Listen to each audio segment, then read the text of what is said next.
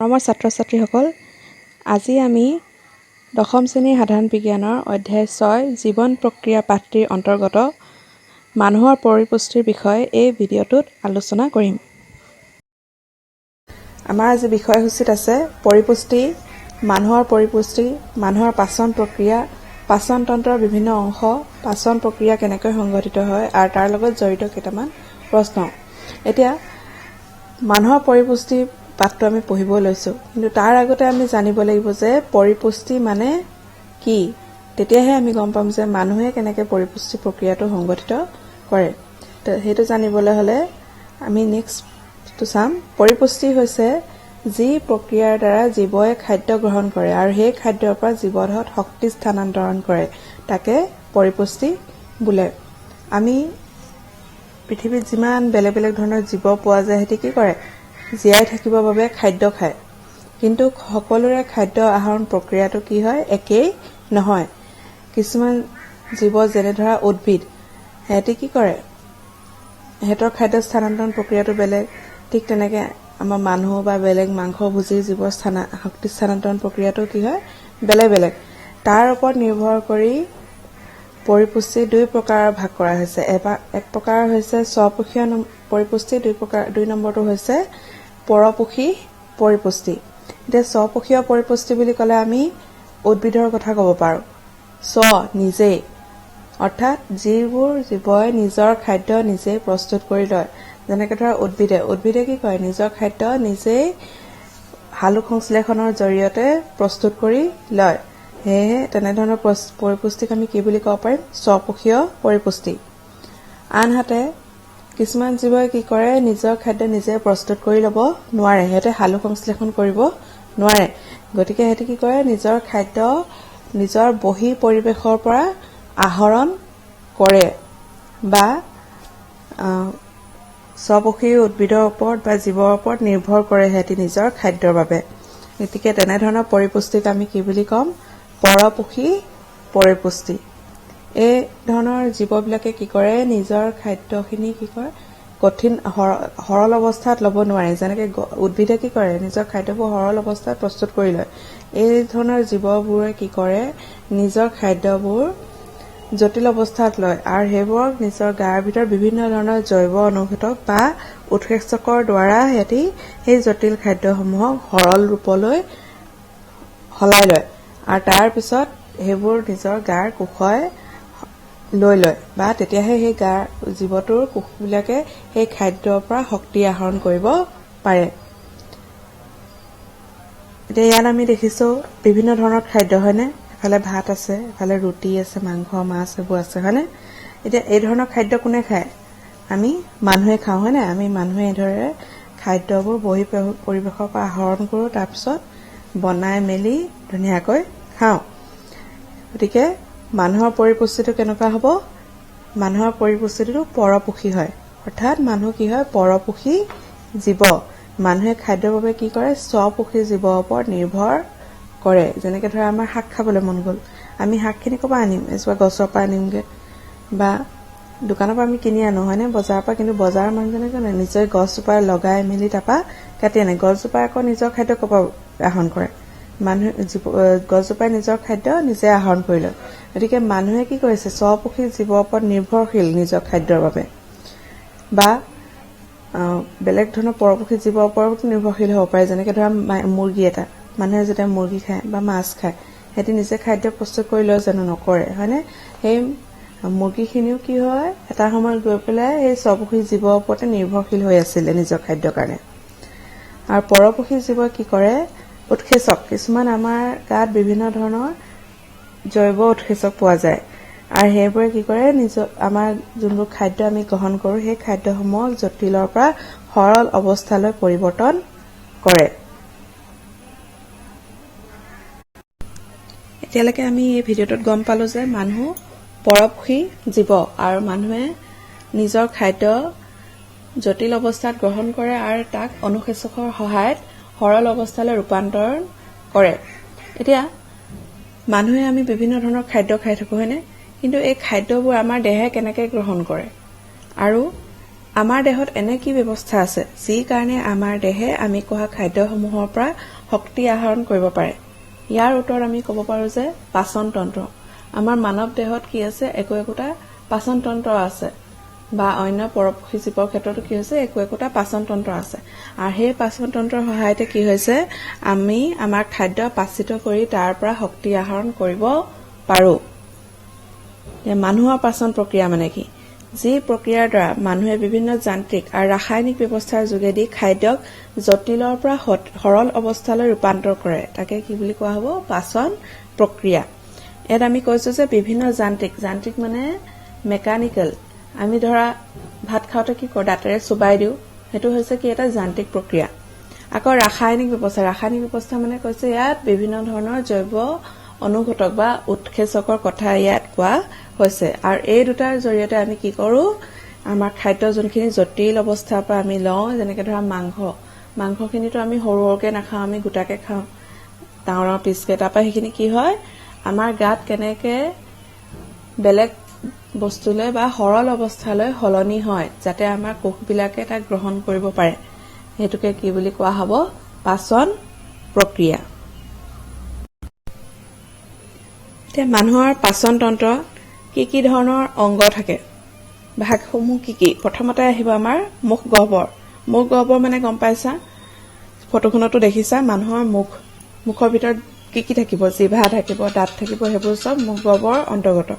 গ্ৰাহ নলী মানে হৈছে আমাৰ মুখ গহ্বৰৰ পৰা পেট বা পাকস্থলীৰ লগত সংযোগ কৰা যিডাল পাইপ হেডালক আমি কি বুলি কওঁ গ্ৰাহ নলী তাৰপৰা 3 নম্বৰ হৈছে আমাৰ পাকস্থলী মানে পেটটো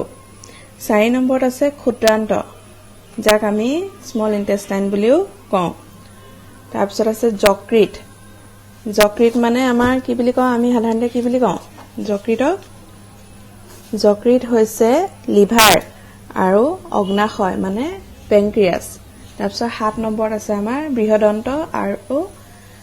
পায়ু বৃহদন্ত মানে আমাৰ লাৰ্জ ইন্টেষ্টাইন মানে প্ৰথমতে আমি ক্ষুদ্ৰান্ত পালো সৰু ইন্টেষ্টাইন আৰু পিছৰটো হৈছে আমাৰ লাৰ্জ ইন্টেষ্টাইন আৰু পায়ু যাৰ দ্বাৰা আমি খাদ্যসমূহ অৱশিষ্ট যোনবোৰ খাদ্য আমি গ্ৰহণ নকৰে আমাৰ দেহে সেই বস্তুখিনি যেনেকৈ যিহে আমি উলিয়াই দিওঁ হেতুক আমি কি বুলি কম পায়ু প্ৰথমতে আমি চাওঁ মুখ গহ্বৰ আমি যেতিয়া খাদ্য খাওঁ তেতিয়া কি হয় আমাৰ মুখ গহ্বৰ বেৰত থকা লালতি গ্ৰন্থিয়ে নিখৰণ কৰা লালতি আৰু পাচক ৰসৰ লগত কি হয় আমাৰ খাদ্যখিনি মিহলি হয় হয়নে আমি যেতিয়া খাদ্য খাওঁ খাদ্যখিনি মুখৰ ভিতৰত যোৱাৰ লগে কি হয় আমাৰ মুখৰ চাৰিওফালৰ পৰা পানী ওলাই হয়নে বা আমি যদি কিবা এটা ভাল বস্তু এটা খাবলৈ বিচাৰো তেতিয়া আমাৰ মুখত নিজেই লালতি ওলাই যায় হয়নে সেই ধৰণে যেতিয়া আমি খাদ্য মুখত ভৰাও তেতিয়া বিভিন্ন ধৰণৰ পাচক ৰস আৰু লালতি আমাৰ মুখৰ ভিতৰত লালতি গ্ৰন্থিয়ে নিখৰণ কৰে আৰু সেই লালতিখিনি কি কৰে আমাৰ আহাৰখিনি পিছল কৰি দিয়ে আৰু লগতে সব মিলাই দিয়ে পাচক ৰসৰ লগত লালতিত আমাৰ কি থাকে লালতি এমাইলেজ আৰু লালতি এমাইলেজে কি কৰে আমি যোনবোৰ খাদ্য খাওঁ তাত যোনবোৰ শ্বেতসাৰ বা কাৰ্বহাইড্ৰেট বুলি কওঁ সেই ভাগটো কি কৰে সৰল শ্ৰেণীলৈ পৰিৱৰ্তন কৰে আৰু আমাৰ দাঁতবোৰেও কি কৰে সেই খাদ্যবোৰক সৰু সৰু কণালৈ পৰিৱৰ্তন কৰিব পাৰে এতিয়া আমি প্ৰথম ফটোখনত দেখিছো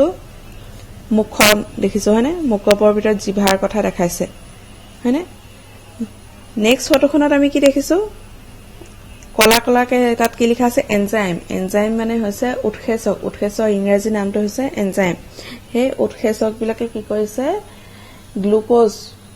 ষ্টাৰ্চ যোনটো আছে কাৰ্বহাইড্ৰেটক কি কৰিছে সৰল শ্ৰেণীলৈ ৰূপান্তৰিত কৰিছে সৰল শ্ৰেণী বুলি কওঁতে আমি কি বুলি ক'ব পাৰিম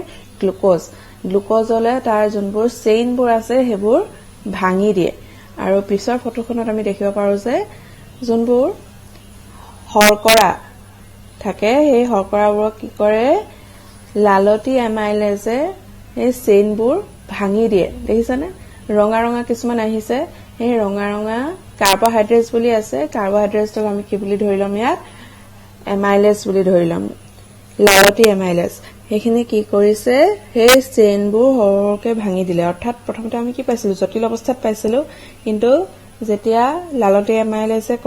ক্ৰিয়া কৰাৰ পিছত আমাৰ চেইনবোৰ ভাঙি গল আৰু অণুবিলাক একোটা অকলহৰীয়া হৈ পৰিলে মানে হেতি কি হ'ল জটিল অৱস্থাৰ পৰা সৰল অৱস্থালৈ পৰিৱৰ্তন হ'ল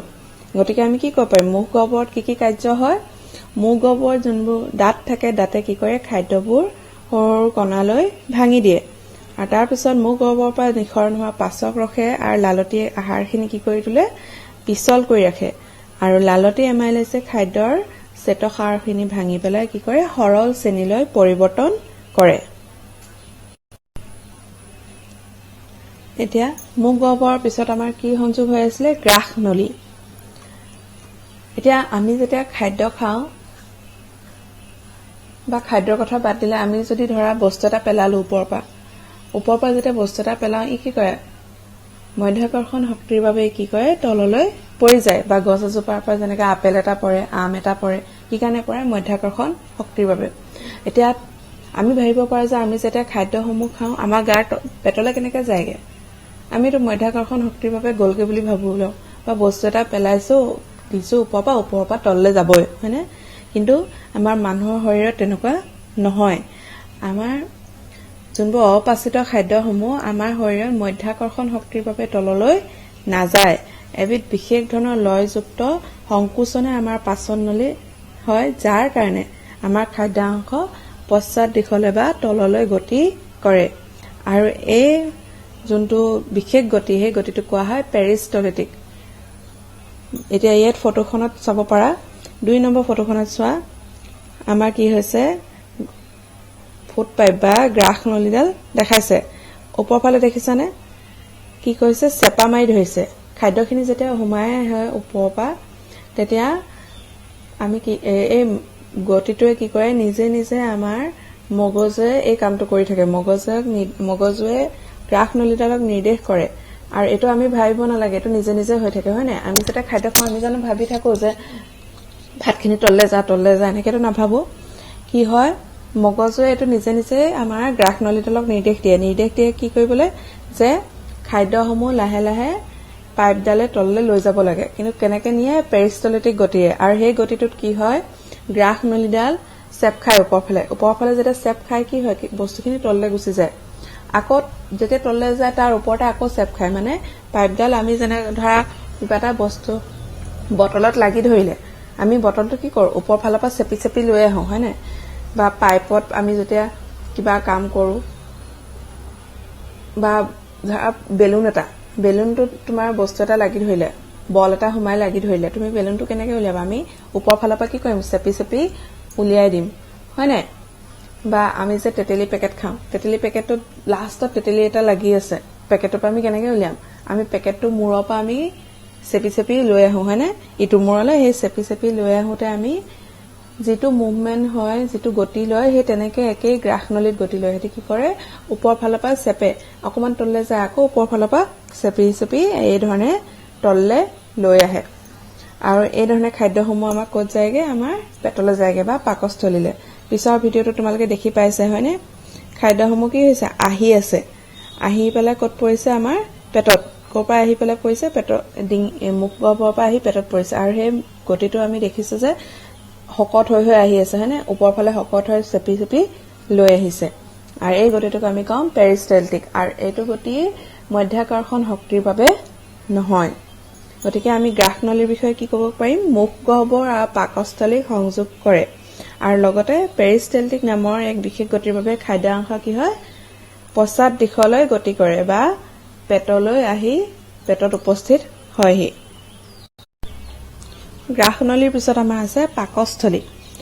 পাকস্থলীত আমাৰ খাদ্য কপা আহে মুখ গহ্বৰৰ পৰা খাদ্যসমূহ গ্ৰাস নলীৰ জৰিয়তে পাকস্থলীত প্ৰৱেশ কৰে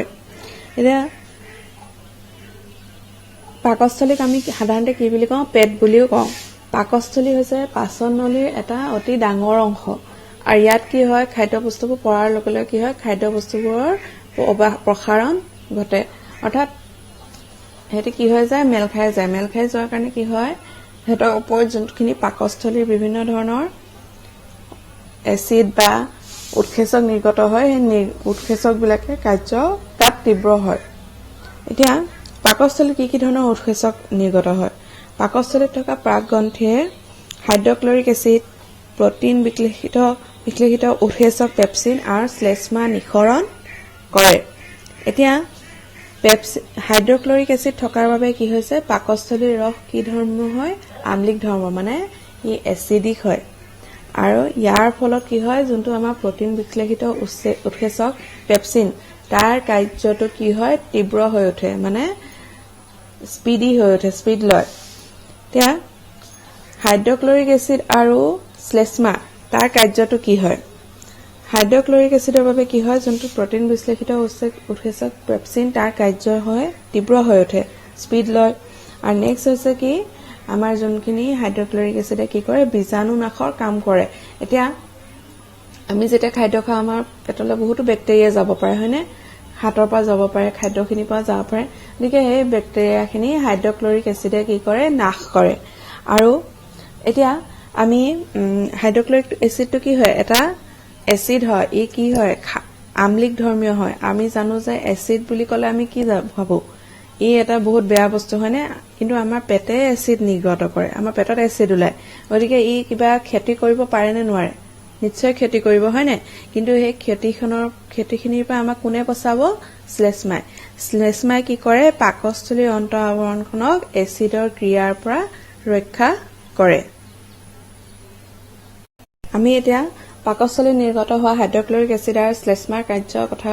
কি কাৰ্য কৰে আমি সেই বিষয়ে গম পালো কিন্তু পাকস্থলীত আৰু এবিধ উৎসেচকৰ নিৰ্গত হয় সেই উৎসেচকটো কি হৈছে প্ৰটিন বিশ্লেষিত উৎসেচক যাৰ নাম হৈছে পেপচিন এতিয়া পেপচিনৰ কাৰ্য কি হয় পেপচিনে কি কৰে যোনবোৰ আমাৰ প্ৰটিনৰ জটিল অণুবোৰ থাকে অণু চেইনবোৰ থাকে সেই চেইনবোৰক ভাঙি পেলাই কি কৰে সৰল এমিনো এচিডলৈ পৰিৱৰ্তন কৰে ইয়াত আমি দেখিছো যে প্ৰটিনৰ মলিকুল বা প্ৰটিনৰ চেইন আছে হয়নে তাত কিহে কাৰ্য কৰিব পেপচিনে কাৰ্য কৰে আৰু যেতিয়া পাচন প্ৰক্ৰিয়া সংঘটিত হয় তাৰ পিছত কি হয় পেটত সেই পেপচিনে কাৰ্য কৰা যোনখিনি প্ৰটিন চেইন থাকে সেই চেইনসমূহ একোটা সৰু সৰু অণুলৈ ভাঙি যাব যাক আমি কি বুলি নাম দিম এমিনো এচিড বুলি নাম দিও বা কোৱা হয় এতিয়া আমি সেইকাৰণে পেপচিনৰ কাৰ্য কি বুলি আমি ক'লে কি ক'ব পাৰিম যে পেপচিনে প্ৰটিনক ভাঙি এমিনো এচিডলৈ ৰূপান্তৰ কৰে এতিয়া ইয়ালৈকে আমাৰ পেটৰ বা পাকস্থলীলৈকে কাম হ'ল এতিয়া পাকস্থলীৰ পিছত আমাৰ খাদ্যসমূহ ক'লে যায় পাকস্থলীৰ পৰা অৰ্ধপাচিত খাদ্যসমূহ স্ফিংটাৰ পেশীৰ সংকোচনৰ দ্বাৰা পাচক নলীৰ পাছৰ অংশ ক্ষুদ্ৰান্তলৈ প্ৰেৰণ হয় এতিয়া আমি এই ভিডিঅ'টো দেখিছো ওপৰত কি হৈছে পেটটো আছে পেটৰ পৰা সেই জইন্টটো ওচৰতে আমি দেখি পাইছো পাকস্থলীৰ পৰা আমাৰ খাদ্যখিনি এই সৰু সৰু গোল গোল কিছুমান আছে যে সেই তালে আহিছে হেতুক আমি কি বুলি কওঁ ক্ষুদ্ৰান্ত আৰু হেতু কোনটো পেশীৰ সংকোচনৰ কাৰণে আহিছে স্ফিংটাৰ পেশীৰ সংকোচনৰ বাবে সেই খাদ্যসমূহ কি হৈছে পাকস্থলীৰ পৰা আমাৰ ক্ষুদ্ৰান্তত প্ৰৱেশ কৰিছে এতিয়া ক্ষুদ্ৰান্ত কি হয় ক্ষুদ্ৰান্ত হৈছে পাকস্থলীৰ আটাইতকৈ দীঘল অংশ আৰু ই বেছিকৈ কি হয় পাক খাই থাকে বাবে ইয়াৰ অন্তঃস্থল কি হয় অতি ঠেক প্ৰাণীৰ খাদ্যাভ্যাসৰ ওপৰত নিৰ্ভৰ কৰি সিহঁতৰ দৈৰ্ঘ্য ভিন্ন ভিন্ন হয় যেনেকৈ ধৰা কিছুমানে অকল উদ্ভিদ খায় কিছুমান জীৱই তাহাঁতৰ পাকস্থলীটো বেলেগ হ'ব আমি মানুহে কি কৰো আমি সব ধৰণৰ খাই উদ্ভিদো খাওঁ আমি মাংসও খাওঁ মাছো খাওঁ হয় নাই গতিকে আমাৰ পাকস্থলীত আমাৰ যোনটো ক্ষুদ্ৰান্ত হেতুৰ দৈৰ্ঘ্যও বেলেগ বেলেগ হ'ব এতিয়া ইয়াত কি হয় চোৱা ক্ষুদ্ৰান্তত খাদ্যৰ শৰ্কৰা প্ৰটিন আৰু চৰ্বিসমূহ সম্পূৰ্ণৰূপে পাচন হয় আৰু এই ক্ষুদ্ৰান্তত কি হয় পাচক গ্ৰন্থি যকৃত আৰু অগ্নাশয় নিঃসৰণ কৰা পাচক ৰস পৰেহি অৰ্থাৎ এই ক্ষুদ্ৰান্তৰ ওচৰতে আমি কি দেখিছো যকৃত আৰু অগ্নাশয়টো আছে হয়নে সেই অগ্নাশয় আৰু যকৃতে কিছুমান পাচক ৰস নিঃসৰণ কৰে সেই পাচক ৰসখিনি কিছুমান পাইপৰ দ্বাৰা আহি পেলাই ক'ত পৰেহি ক্ষুদ্ৰান্তত পৰেহি আৰু সেই ক্ষুদ্ৰান্তত তাৰপা কি হয় পাচক যোনখিনি ৰস পৰে সেই ৰসখিনি পাচক ৰসখিনি কি কৰে শৰ্কৰা প্ৰটিন আৰু চৰ্বিসমূহ সম্পূৰ্ণৰূপে আমাৰ ক্ষুদ্ৰান্তত পাচন কৰে প্ৰথমতে চোৱা আমি যকৃতটো চাই লওঁ বা লিভাৰৰ পৰা কি ধৰণৰ পাচক ৰস আহে যকৃতে যোনটো নিঃসৰণ কৰে পাচক ৰস হেতুৰ প্ৰকৃতি কেনেকুৱা হয় ক্ষাৰকীয় এটা ক্ষাৰকীয় কিয় হ'বলগীয়া হ'ল এতিয়া আমাৰ পাকস্থলীৰ পৰা খাদ্যখিনি আহিছে হয়নে পাকস্থলীত কি থাকে হাইড্ৰক্লৰিক এসিড HCl আৰু হেতু কাৰণে কি হয় আমাৰ ক্ষাৰকীয় আমাৰ যোনখিনি খাদ্যখিনি এখিনি কি হৈ থাকিলে আম্লিক ধৰ্ম হৈ থাকিলে এতিয়া আম্লিক ধৰ্মৰ বস্তু প্ৰশমন কৰিবলৈ আমি কি বস্তু লাগিব ক্ষাৰকীয় লাগিব গতিকে যকৃতে যোনটো পাচক ৰস নিঃসৰণ কৰে হেতু কি হয় ক্ষাৰকীয় হয় ইয়াৰ পৰা কি হয় পিত্তৰস নিঃসৰণ হয় বা আমি যাক বাইল বুলি কওঁ গল ব্লাডাৰৰ পৰা যোনটো ৰস আহে হেতুক আমি কওঁ পিত্তৰস আৰু সেই পিত্তৰসে কি কৰে আমাৰ যোনটো খাদ্যত চৰ্বি ভাগ আছে চৰ্বি অংশখিনিত কাৰ্য কৰে আৰু ইয়াৰ উপস্থিতিত কি হয় চৰ্বি অণুখিনি কি হয় সৰল অণুলৈ ৰূপান্তৰিত হয় এটা আমি প্ৰথম ভিডিঅটোত চোৱা কি দেখিছো এই যে গল ব্লাডাৰৰ পৰা যকৃতৰ লগত সংযুক্ত হৈ থকা গল ব্লাডাৰৰ পৰা কি হৈছে পিত্তৰস আহিছে আৰু সেই পিত্তৰসখিনিয়ে আমাৰ ক্ষুদ্ৰান্তত প্ৰৱেশ কৰিছে আৰু পিছৰ ফটোখনত ভিডিঅটোত আমি দেখিছো যে পিত্তৰস যোনটো নিঃসৰণ হয় সেই পিত্তৰসে আহি পেলাই কি কৰিছে আমাৰ চৰ্বি অণুত কাৰ্য কৰিছে নীলা নীলাখিনি আহি পেলাই কি কৰিছে ৰঙা চৰ্বি অণুটোত কাৰ্য কৰিছে চৰ্বি অণুটোত কাৰ্য কৰাৰ লগে লগে আমি দেখিছো যে চৰ্বিখিনি কি হৈছে এটা এটা হৈ গল হয়নে হি যোনটো আগতে জটিল ৰূপত আছিল এটা বলটোৰ ৰূপত আছিল হি লাহেকে কি হ'ল এটা এটা হৈ পেলাই সৰল ৰূপলৈ পৰিৱৰ্তন হ'ল নেক্সট আহিছে আমাৰ অগ্নাশয়ৰ পৰা আমাৰ কি পাচক উৎসেচক আহে অগ্নাশয় নিঃসৰণ কৰা পাচক ৰসৰ প্ৰকৃতিও কি হয় ক্ষাৰকীয় আমি পালো যকৃতৰ ক্ষাৰকীয় হয় আৰু অগ্নাশয়ৰ প্ৰকৃতি কি হয় ক্ষাৰকীয় অগ্নাশয় তিনি ধৰণৰ উৎসেচক থাকে প্ৰথম উৎসেচকটো হৈছে প্ৰটিন বিশ্লেষী উৎসেচক যাক আমি ট্ৰিপচিন বুলি নাম দিছো ট্ৰিপচিন যি প্ৰটিনক কি কৰে এমিনো এচিডলৈ ৰূপান্তৰ কৰে দেখিছানে আমি আগতো এই ফটোখন চাই আহিছো পেটতো একে ধৰণৰ কাৰ্যই হয় পাকস্থলী যে পেপচিন অণুখিনি পেপচিনে কি কৰে প্ৰটিন অণুখিনিক এমিনো এচিডলৈ ৰূপান্তৰ কৰে তাৰ পিছতো কিছুমান থাকি যায় হয়তো সেই থাকি যোৱাখিনি কি হয় ক্ষুদ্ৰান্তত থকা সম্পূৰ্ণৰূপে পাচন হয় আৰু সেই সম্পূৰ্ণৰূপে পাচন হতে অগ্নাশয়ে সহায় কৰে অগ্নাশয়ে নিজে কি কৰে তিনিবিধ উৎসেচক নিৰ্গত কৰে প্ৰথমটো হৈছে প্ৰটিন বিশ্লেষী উৎসেচক ট্ৰিপচিন যি প্ৰটিনক কি কৰে এমিনো এচিডলৈ ৰূপান্তৰ কৰে দুই নম্বৰ যোনটো উৎসেচক নিৰ্গত কৰে হেতু হৈছে চৰ্বি বিশ্লেষী উৎসেচক লাইপেজ যি চৰ্বি কি কৰে ফেটি এচিড আৰু গ্লিচাৰললৈ ৰূপান্তৰ কৰে এনে আমি দেখিছো এনেকে বক্স টাইপৰ আছে হয় না তিনডাল লাইন আছে এনেকে আমি যদি ধৰি লও চৰ্বি অণু আৰু তাত হালধীয়া ৰঙৰ লিপেজ যোনটো উৎসেচক হেতু লাগিলে লগাৰ লগে লগে হেতু কি কৰিলে সেই চেইনবোৰ ভাঙি দিলে চেইনবোৰ ভাঙি দিয়াৰ লগে লগে কি হ'ল আমি চৰ্বি অণুখিনি এডাল লাইনৰ নিচিনাকে পালো হয় না গতিকে তাৰপা আমি কি বুজিব পাৰিম যে জটিল অৱস্থা আছিল চৰ্বিখিনি সেইখিনি লাইপেজে কি কৰিলে ভাঙি দিয়াৰ লগে লগে হেতু কি হ'ল সৰল ৰূপলৈ পৰিৱৰ্তন হ'ল নেক্সট যোনটো উৎসেচক ওলাই হেতু হৈছে শৰ্কৰা বিশ্লেষী উৎসেচক এমাইলেজ যি শৰ্কৰাসমূহ কি কৰে গ্লুকোজলৈ ৰূপান্তৰ কৰে যেনেকে এই কাৰ্বহাইড্ৰেট বুলি যোনটো কওঁ কাৰ্বহাইড্ৰেটৰ দীঘল চেইন বিলাকক কি কৰে এই এমাইলেজে ভাঙি সৰু সৰু টুকুৰালৈ বা সৰু অণুলৈ পৰিৱৰ্তন কৰে ক্ষুদ্ৰান্তই কিন্তু ইয়ালৈকে আমি কি গম পালো যে যকৃত আৰু অগ্নাশয়ে পাচক ৰস নিৰ্গত কৰে উৎসেচক কিন্তু অকল যকৃত আৰু অগ্নাশয়ে নকৰে ক্ষুদ্ৰান্তই কৰে ক্ষুদ্ৰান্ত ৰস নিঃসৰণ কৰে যি আৰু যদি বাকি থাকি গল প্ৰটিন বা শৰ্কৰা বা চৰ্বি যদি ইমানখিনি পাচক ৰসে কাৰ্য কৰাৰ পিছতো যদি কিবা থাকি গল যোনবোৰ ক্ষুদ্ৰান্তই লব নোৱাৰে শোষণ কৰিব নোৱাৰে বা দেহে লব নোৱাৰে তেতিয়া কি কৰিব সেই জটিল অৱস্থাখিনি ক্ষুদ্ৰান্তৰ ৰসে অৱশিষ্ট যোনখিনি থাকে সেইখিনি ভাঙি দিব আৰু সৰল অণুলৈ ৰূপান্তৰ কৰিব তাৰপিছত এতিয়া ক্ষুদ্ৰান্তই বিভিন্ন ধৰণৰ উৎসেচকে কি কৰিলে কাৰ্য কৰাৰ পিছত আমাৰ দেহৰ যোনখিনি জটিল খাদ্য আছিল সেইখিনি সৰল ৰূপলৈ ৰূপান্তৰ কৰিলে সৰল ৰূপলৈ ৰূপান্তৰ কৰাৰ পিছত আমাৰ দেহে এতিয়া খাদ্যখিনি কেনেকৈ লব নিশ্চয় কিবা এটা থাকিব লাগিব আমাৰ দেহত হয় না সেই খাদ্যখিনি আমাৰ কোষে লবলে গতিকে আমাৰ যোনখিনি ক্ষুদ্ৰান্ত থাকে তাত কিছুমান সৰু সৰু আঙুলি সদৃশ বুলি কৈছে কিছুমান বস্তু থাকে প্ৰবৰ্ধক থাকে যিয়ে এই খাদ্যসমূহ শোষণ কৰে আৰু শোষণ কৰি পেলাই আমাৰ যোনটো পৰিবহন ব্যৱস্থাত দি দিয়ে এতিয়া আমি ধৰা ক'বাত যাবলৈ হলে আমি কিহৰ সহায় লওঁ গাড়ী চাৰি বা বাছ বা সাইকেল হয় না হেতু আমাৰ কি হৈছে পৰিবহন আমি এঠাইৰ পৰা আন এঠাইলৈ বস্তু নিবলৈ হলে আমি পৰিবহন কৰো ঠিক তেনেকৈ আমাৰ দেহতো পৰিবহন কৰিবলৈ তেজ আছে তেজ হৈছে এক পৰিবহনৰ এক চালিকা শক্তি বা ই কি হৈছে এটা এখন গাড়ী বুলি ক'ব পাৰো ই কি কৰে আমাৰ দেহত এঠাইৰ পৰা আন এঠাইলৈ বস্তু পৰিবহন কৰে ঠিক তেনেকৈ ক্ষুদ্ৰান্তত কি আছে কিছুমান প্ৰবৰ্ধক আছে আঙুলি আছে যাক আমি ভিলাই বুলি কওঁ সেই ভিলাইবিলাকে কি কৰে খাদ্যসমূহ শোষণ কৰে আৰু শোষণ কৰি পেলাই কি কৰে আমাৰ তেজত দি দিয়ে আৰু তেজে কি কৰে সেই খাদ্য সৰল অণুবিলাক আমাৰ দেহৰ বিভিন্ন অংশলৈ লৈ যায় য'ত কোষে তাক শোষণ কৰিব পাৰে এতিয়া চোৱা এই ফটোখনত আমি দেখিছো কি কৰিছে ভিলাইবিলাকে আমি যেতিয়া খাদ্য খাইছো ইয়াত অকল শৰ্কৰাৰ কথা কৈছে খাদ্য খাওঁতে কি হৈছে আমাৰ গোটেই দেহত খাদ্যসমূহ গৈ পেলাই ক্ষুদ্ৰান্তত শোষণ হ'ল ভিলাইৰ জৰিয়তে শোষণ হোৱাৰ পিছত কি হৈছে এই ফটোখনত আমাৰ বেলেগ বেলেগ ধৰণে দেখাইছে পেটৰ কথা কৈছে পাকস্থলীত কি হৈছে চোৱা আমি শৰ্কৰাসমূহ জটিল ৰূপত পাইছো